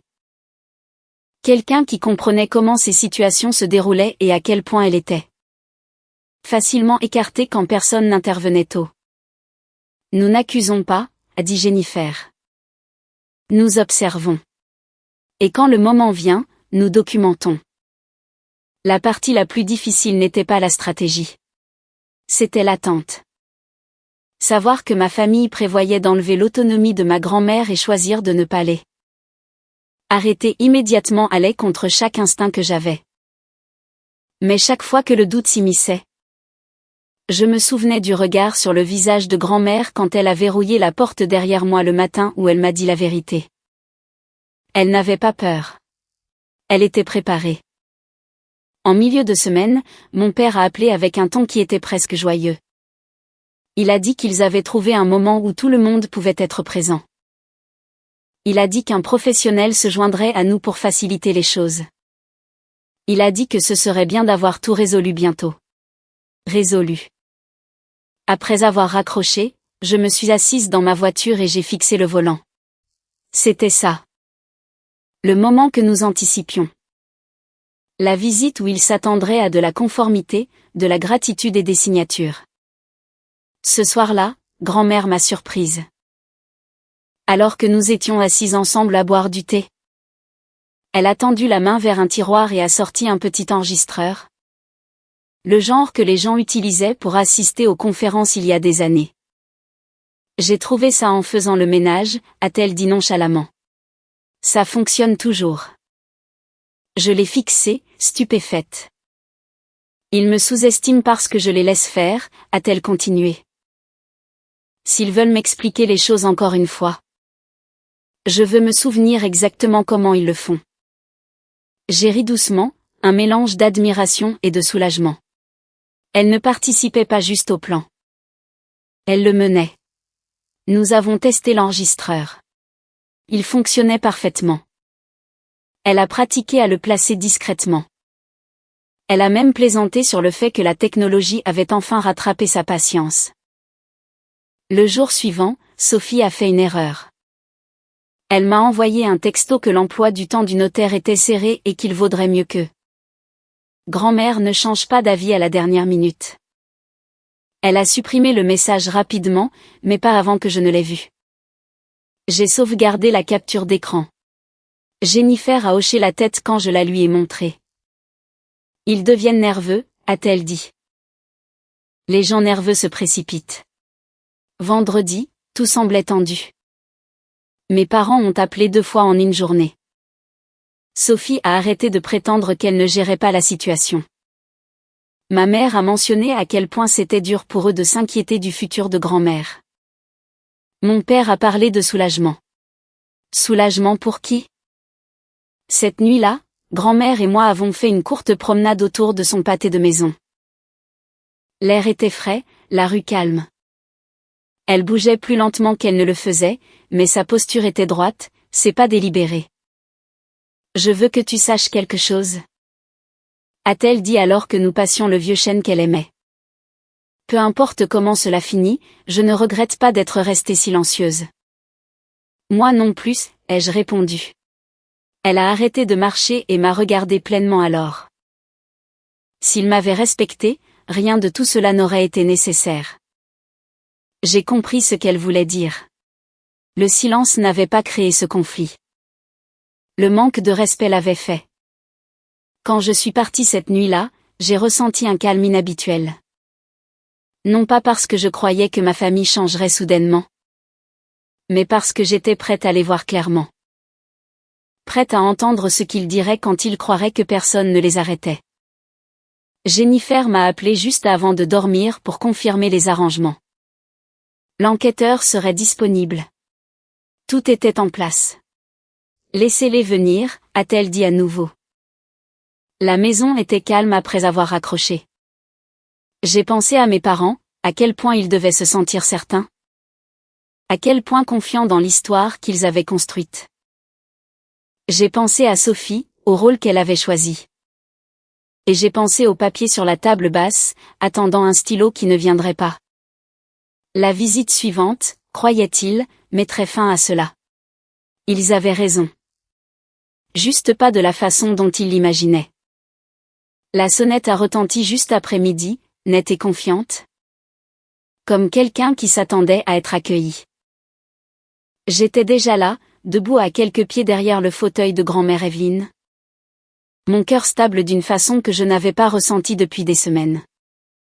Elle était assise droite, les mains croisées sur ses genoux, son expression calme. Si quelqu'un avait regardé de près, ils auraient peut-être remarqué la résolution tranquille dans ses yeux. Mais personne ne regardait jamais de près quand il pensait que la fin était déjà écrite. Mon père est entré le premier, souriant comme si c'était une visite sociale. Ma mère a suivi, portant un sac fourre-tout rempli de documents qu'elle prétendait inoffensifs. Sophie est venue ensuite, sa posture tendue avec anticipation. Et derrière marchait un homme que je ne connaissais pas, bien habillé, tenant une mallette en cuir comme un badge d'autorité. C'est le notaire, a dit Sophie joyeusement, comme si elle présentait un ami de la famille. Le notaire a hoché la tête poliment. Il parlait avec l'aisance de quelqu'un habitué aux pièces comme celle-ci. Des pièces où les gens se sentaient pressés d'être agréables. Il a dit qu'il était là pour aider à rationaliser le processus. Pour s'assurer que tout était fait correctement. Il l'a dit comme une faveur. Ils se sont assis sans attendre d'être invités. Les papiers ont été placés sur la table avec une précision soigneuse. Mon père s'est raclé la gorge et a parlé en premier, son ton doux, presque fier. On est juste ici pour finir ce qu'on a commencé, a-t-il dit. Pour que maman puisse enfin se détendre. Se détendre. Le notaire a ouvert sa mallette et a retiré une pile de formulaires, un seau et un stylo. Les plaçant proprement devant grand-mère. Le stylo brillait sous la lumière comme si c'était quelque chose d'important. Quelque chose de final. Ma mère s'est penchée. On sait que cela a été confus, a-t-elle dit doucement. Mais cela rendra tout plus facile. Sophie a hoché la tête, prenant le relais de l'explication avant que grand-mère ne puisse répondre. Elle a résumé à nouveau, sautant les détails, pointant où les signatures iraient. Elle parlait lentement, patiemment. La façon dont les gens le font quand ils croient qu'ils sont la personne la plus intelligente de la pièce. Grand-mère a demandé ce qui se passerait si elle changeait d'avis. Le notaire a répondu au lieu de ma famille, ces mots vagues, rassurants, sans être spécifiques. Il a parlé de protection et de bonnes pratiques, de comment ces arrangements étaient courants. Courants pour qui? Quand le stylo a été placé directement devant grand-mère, la pièce est devenue silencieuse. Tout le monde s'est penché juste légèrement, comme si la proximité pouvait influencer sa décision. Sophie a souri. Mon père a croisé ses mains. Ma mère regardait le visage de grand-mère attentivement, attendant l'hésitation. Grand-mère a tendu la main vers le stylo. Sa main tremblant juste assez pour confirmer leurs attentes. C'est là que j'ai parlé. J'ai une question, ai-je dit calmement. Toutes les têtes se sont tournées vers moi, la surprise vacillant sur leur visage. Ils avaient oublié que j'étais là. J'ai demandé au notaire si l'accord pouvait être révoqué facilement si grand-mère décidait qu'elle voulait reprendre le contrôle total. Il a hésité, jetant un coup d'œil à mon père avant de répondre. Sa réponse était prudente, technique et finalement évasive. Sophie a froncé les sourcils. Ma mère a soupiré. Mon père a dit que nous n'avions pas besoin d'entrer dans des hypothèses. C'est exactement quand les hypothèses importent, ai-je répondu. Le notaire s'est raclé la gorge et a suggéré d'aller de l'avant. Il a fait glisser le document plus près de grand-mère à nouveau. Avant qu'elle ne puisse le toucher, il y a eu un autre coup à la porte. Celui-ci était plus lent, plus ferme. Tout le monde s'est figé. Je n'attendais personne d'autre, a dit le notaire, l'irritation perçant son ton professionnel. Moi, oui, a dit grand-mère doucement. J'ai ouvert la porte. Debout là se trouvaient Jennifer Lee et un enquêteur du comté, tous deux tenant une identification. Tous deux calmes de la façon dont le sont les gens quand ils savent exactement pourquoi ils sont présents. Bonjour, a dit Jennifer. Je représente Evelyn Anderson. La pièce a changé instantanément. Mon père s'est levé trop vite. Le visage de ma mère s'est vidé de sa couleur. Sophie s'est accrochée au bord de la table. Le notaire a claqué sa mallette, ses mouvements soudainement moins confiants. L'enquêteur s'est présenté et a expliqué qu'il était là pour observer et documenter. En raison de préoccupations concernant une exploitation financière potentielle des aînés. Sa voix était neutre, factuelle, impossible à contester sans avoir l'air défensif. Jennifer a regardé les papiers sur la table. Avant que quoi que ce soit ne soit signé, a-t-elle dit. Mon client a le droit à un conseil indépendant et à une compréhension complète des conséquences. Le notaire a commencé à parler, mais l'enquêteur a levé une main. J'aimerais poser quelques questions d'abord, a-t-il dit. Il a demandé qui avait préparé les documents. Sophie a répondu, puis s'est corrigée et a dit que la famille avait organisé cela. Il a demandé qui avait demandé le notaire. Mon père a dit que c'était une décision de groupe. Il a demandé si grand-mère avait demandé cet arrangement elle-même. Personne n'a répondu immédiatement. Grand-mère a levé les yeux alors, sa voix stable, claire. Rien de la confusion sur laquelle ils avaient compté. Je ne l'ai pas fait, a-t-elle dit. Le silence qui a suivi était épais et lourd. L'enquêteur a hoché la tête et a commencé à prendre des notes. Il a demandé au sujet de la pression pour signer, au sujet de l'urgence. Au sujet du cadre répété de l'incapacité. Avec chaque question, l'histoire que ma famille avait construite a commencé à se défaire. Le notaire s'est déplacé sur son siège, sa confiance antérieure disparut. Sophie a essayé d'expliquer, sa voix tranchante, maintenant défensive. Ma mère a tendu la main vers la main de grand-mère, mais grand-mère s'est retirée. Jennifer a placé un enregistreur sur la table et a appuyé sur lecture. La salle s'est remplie de voix familières répétant les mêmes phrases. Sécurité. Simplifier. Ne vous inquiétez pas des détails. Laissez-nous gérer cela. Le visage de mon père a rougi. Sophie fixait le sol. Cette réunion est documentée, a dit l'enquêteur calmement. Et à ce stade, je suis préoccupé par la coercition. Le notaire s'est levé brusquement, disant qu'il devait y avoir un malentendu. L'enquêteur lui a demandé de rester assis. Jennifer a croisé mon regard brièvement, puis s'est tournée vers grand-mère. Il y a quelque chose d'autre que vous vouliez partager, a-t-elle dit. Grand-mère a hoché la tête. Elle a tendu la main vers un dossier que j'avais placé à côté de son fauteuil plus tôt ce matin-là. Elle l'a ouvert lentement, délibérément, et a fait glisser un document à travers la table. C'est l'acte de propriété de mon ranch familial dans le Montana, a-t-elle dit. Environ 2400 acres. La bouche de mon père est tombée ouverte. Sophie a levé les yeux brusquement. Ma mère a chuchoté quelque chose que je n'ai pas pu entendre. Jennifer a continué, sa voix calme.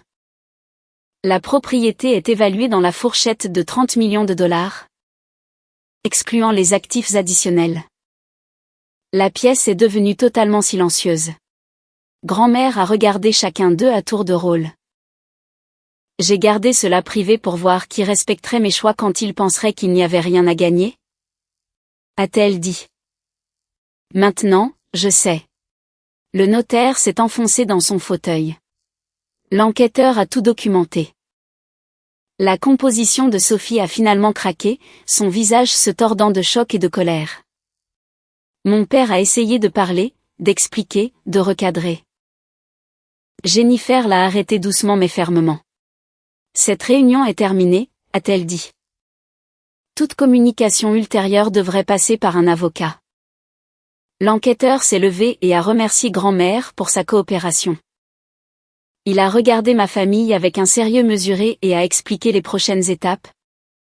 Les mots, conséquences, et examen, suspendant dans l'air. Ils sont partis en silence, pas de sourire, pas de confiance, pas d'autorité. Quand la porte s'est refermée derrière eux, grand-mère a laissé échapper une longue respiration et s'est appuyée dans son fauteuil. elle a tendu la main vers la mienne et l'a serrée une fois. Ils pensaient qu'ils finissaient cela, a-t-elle dit doucement. Ils n'ont pas réalisé qu'ils s'exposaient eux-mêmes. J'ai regardé autour de la pièce, le stylo intact, les papiers éparpillés. L'illusion du contrôle gisant en morceaux sur la table. L'orage avait enfin éclaté. Et pour la première fois depuis qu'il avait commencé, l'air semblait clair. La maison semblait différente après leur départ. Comme si les murs eux-mêmes avaient relâché un souffle qu'ils retenaient depuis des années. Le silence n'était plus tendu. Il était propre. Grand-mère Evelyne est restée assise pendant un long moment. Sa main reposant toujours sur le bras du fauteuil. Ses yeux étaient fixés sur la porte comme si elle revivait chaque seconde qui venait de passer. Ils n'ont même pas dit au revoir, a-t-elle murmuré. Pas avec de la tristesse, mais avec une étrange sorte de clarté. Ils ne sont pas venus ici comme de la famille, ai-je répondu. Ils sont venus comme des négociateurs. Cet après-midi-là, Jennifer est restée avec nous. Recueillant soigneusement les documents qui avaient été apportés. Photographiant tout ce qui comptait, et expliquant ce qui arriverait ensuite. L'enquêteur avait déjà commencé son rapport. Il y aurait des suivis, des entretiens, des demandes de clarification. Rien de dramatique encore. Mais le genre de processus lent et méthodique qui ne pouvait être annulé par des excuses ou des histoires réécrites. Il comptait sur toi pour rester tranquille, a dit Jennifer à grand-mère. Maintenant, le silence appartient à eux. Vers le soir, le téléphone a commencé à sonner. Ma mère a appelé en premier. Je n'ai pas répondu. Sophie a envoyé un texto, puis a appelé.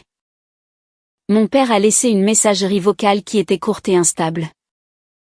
Demandant si nous pouvions parler, disant qu'il y avait eu des malentendus. Je n'ai pas répondu. Jennifer nous avait conseillé de ne pas engager directement. Et plus que cela, ni grand-mère ni moi n'avions rien de plus à expliquer. Tout ce qui était important avait déjà été dit dans ce salon. Les quelques jours suivants se sont déroulés lentement, mais les effets ont été immédiats. La certitude de mes parents s'est évaporée. Leurs messages ont changé de ton de l'autorité à la confusion, de la confiance à l'autoprotection. Les textos de Sophie sont devenus défensifs, remplis de justifications qui se contredisaient les unes les autres. Grand-mère les a lus une fois, puis a rendu le téléphone. Je n'ai pas besoin d'entendre des excuses qui arrivent seulement après l'exposition, a-t-elle dit. Une lettre formelle est arrivée en milieu de semaine, rédigée par un avocat que mes parents avaient embauché en vitesse. Elle parlait d'intentions, de malentendus, de préoccupations pour le bien-être. Jennifer l'a lu soigneusement et a souri sans humour. C'est du contrôle des dégâts, a-t-elle dit. Pas du remords. Elle a rédigé une réponse qui était brève et ferme, déclarant que toute communication passerait maintenant par un avocat et que toute tentative ultérieure de pression ou de représentation erronée des souhaits de grand-mère serait documentée. Cela a mis fin aux appels. Les retombées se sont étendues au-delà des écrans de téléphone. Les voisins ont commencé à poser des questions prudentes. Des parents éloignés ont tendu la main, leur curiosité à peine voilée. Les nouvelles voyageaient vite quand l'autorité s'effondrait. L'histoire qui était chuchotée n'était pas celle que mes parents voulaient. Elle n'était pas au sujet de la préoccupation. Elle était au sujet du contrôle. Sophie a arrêté de se montrer à la maison de grand-mère entièrement. Mes parents sont passés en voiture une fois, lentement. Comme s'ils espéraient attraper un aperçu de quelque chose qui pourrait les rassurer. Grand-mère a regardé de la fenêtre et n'a pas fait signe. Dans les semaines qui ont suivi, nous nous sommes concentrés sur la reconstruction de quelque chose de plus calme et plus fort. Jennifer a finalisé les arrangements de la fiducie, garantissant que les actifs de grand-mère étaient protégés et que ses intentions étaient claires et légalement inattaquables. Le ranch dans le Montana a été placé dans la fiducie avec des instructions explicites. Tout était documenté. Tout était délibéré. Un après-midi, alors que nous étions assises à examiner la paperasse, Grand-mère a levé les yeux vers moi et a dit, j'aurais dû faire ça plus tôt. Tu l'as fait quand c'était important, ai-je répondu. Elle a souri alors, un vrai sourire, non accablé par la performance. Je voulais croire qu'il m'aimait assez pour ne pas essayer. Ce n'était pas de la faiblesse, ai-je dit. C'était de l'espoir. L'enquêteur a suivi avec des questions additionnelles, demandant des calendriers et des clarifications. Grand-mère a répondu à tout elle-même. Sa voix n'a jamais vacillé. L'idée qu'elle était confuse ou incapable s'est dissoute rapidement sous l'examen. À la fin du mois, il était clair qu'il y aurait des conséquences. Pas d'arrestation dramatique ou de gros titres, mais des répercussions professionnelles. Le notaire qui avait accompagné ma famille était sous examen. Son implication dans des situations similaires était examinée. Jennifer a dit qu'il était probable que sa licence serait suspendue, peut-être révoquée. Ils ne perdent pas généralement tout, a-t-elle expliqué. Mais ils perdent la capacité de faire cela à nouveau. Cela comptait pour grand-mère plus que tout. Ma relation avec mes parents a changé de façon permanente, non pas en une seule dispute, mais dans une compréhension tranquille que la confiance, une fois brisée à ce niveau, ne se régénérait pas sur commande. Mon père a envoyé un message final, demandant à se rencontrer seul. Grand-mère l'a considéré pendant un long moment, puis a décliné. Pas maintenant, a-t-elle dit. S'il veut la réconciliation, il peut commencer par respecter mes limites. Sophie a disparu entièrement. La dernière chose que j'ai entendue, elle avait déménagé de ville. Peut-être espérant que la distance effacerait ce que la proximité avait exposé. Ce qui m'a surpris le plus a été à quel point la paix a rapidement remplacé le chaos. Sans pression constante, grand-mère dormait mieux. Elle a recommencé à jardiner. Elle m'a demandé de l'aider à planifier un voyage au Montana. Quelque chose qu'elle avait remis à plus tard pendant des années parce qu'il semblait plus sûr de ne pas trop penser à l'avance. Quand nous nous sommes enfin tenus sur le porche du ranch ensemble des semaines plus tard, regardant la terre s'étendre sous le ciel ouvert, elle a pris ma main et a dit. C'est ce qu'ils essayaient de me prendre. Pas juste la propriété. Le temps. La décision qu'elle a prise là-bas n'était pas impulsive. C'était le point culminant de tout ce qu'elle avait vu et enduré. Elle a dit à Jennifer de procéder au transfert de la pleine gestion du ranch à moi. Exactement comme elle l'avait prévu.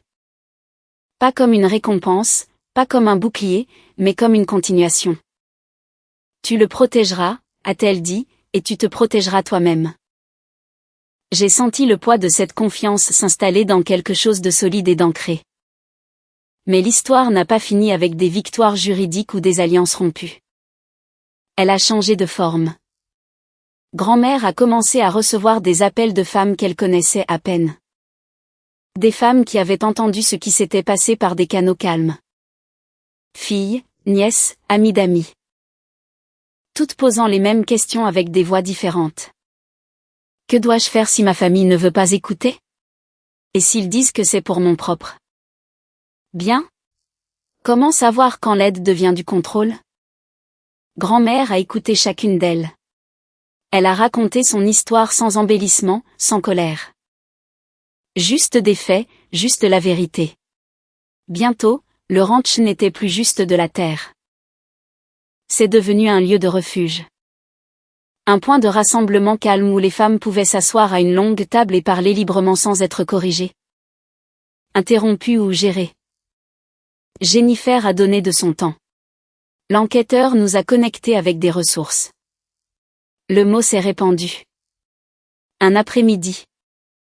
Alors que je regardais grand-mère verser du thé pour une femme dont les mains tremblaient d'épuisement et de peur, j'ai réalisé quelque chose de profond. Ce n'était pas juste grand-mère qui réclamait sa dignité. C'était elle qui redéfinissait son héritage. Elle ne laissait pas derrière elle de la richesse. Elle laissait derrière elle la permission. La permission de dire non. La permission de poser des questions. La permission de rester entière à tout âge. Cette nuit-là, alors que le soleil se couchait sur les champs, Grand-mère s'est tournée vers moi et a dit. J'ai passé des années à m'inquiéter de ce que je te laisserais. J'ai secoué la tête. Tu l'as déjà fait. Elle a souri, regardant au loin la terre qu'elle avait protégée en silence pendant si longtemps. Alors, cela valait la peine d'attendre. La famille qui a essayé de la contrôler a perdu plus qu'ils ne l'avaient anticipé. Ils ont perdu l'accès. Ils ont perdu le récit. Ils ont perdu la capacité de définir son histoire. Et ce qui restait était quelque chose de beaucoup plus fort que l'héritage. C'était la liberté, choisie délibérément et partagée selon ses propres termes. Le premier matin où je me suis réveillée dans le ranch, le silence semblait différent de tout silence que j'avais connu avant. Il n'était pas vide. Il était plein.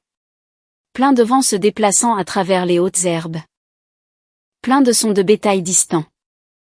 Plein d'un horizon qui ne finissait pas aux attentes de quelqu'un d'autre. Je suis montée sur le porche avec une tasse de café et j'ai regardé le soleil se lever lentement sur la terre que ma grand-mère avait protégée avec une patience que la plupart des gens prennent pour d'eux. La faiblesse. Grand-mère Evelyne est sortie quelques minutes plus tard, enveloppée dans un pull léger.